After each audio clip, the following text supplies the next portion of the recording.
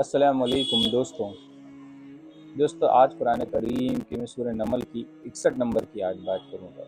سورہ نمل کی 61 نمبر کی آیت ہے جس میں اللہ پاک نے زمین کو کس طریقے سے مخاطب کیا ہے دنیا کی زندگی کو، یہ بس سمجھنے کی کوشش کرنی ہے ہمارا آپ کو۔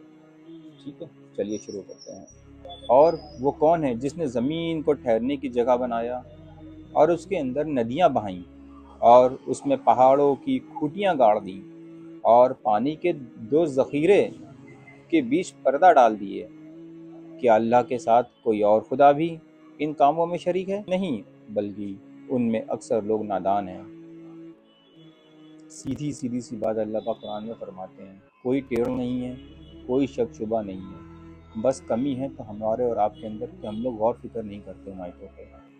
اس میں اللہ پاک نے صاف بیان کیا ہے کہ زمین ہماری ٹھہرنے کی جگہ ہے، بس تھوڑے وقت ٹھہرو اور سفر پورا ہوا آپ شفٹ ہو گئے دوسری جگہ پہ۔ اس میں اللہ پاک نے تمہاری چیزیں ہمارے لیے چیزیں مہیا کر دی ہیں۔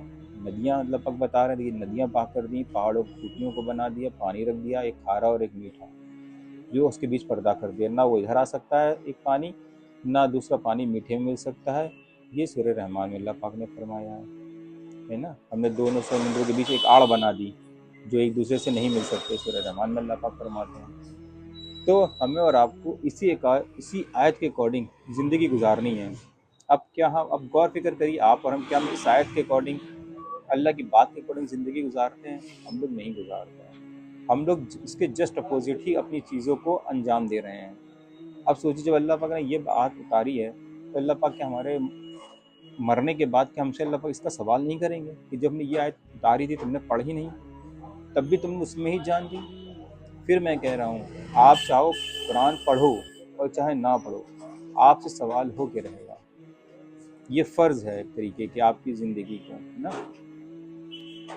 اتنا آپ سمجھ لو۔ میں تو سمجھ ہی رہا ہوں، میں تو جب پڑھا اللہ نے مجھے سمجھائیں تو میں تبھی آپ کے سامنے حاضر ہوا ہوں اس کو لے کے۔ میں بھی کوشش کر رہا ہوں اور آپ بھی کوشش کریے۔ انشاءاللہ ملتا ہوں اپنے نیکسٹ ویڈیو میں ایک اور قرآن کے ٹرانسلیشن کے ساتھ میں، اور غور فکر کریے اپنی زندگی کے بارے میں۔ وقت کم ہے اور اگر اپنے پیچھے اعمال کی زندگی دیکھوں تو ہم لوگوں نے بہت گناہ کیے ہیں نا۔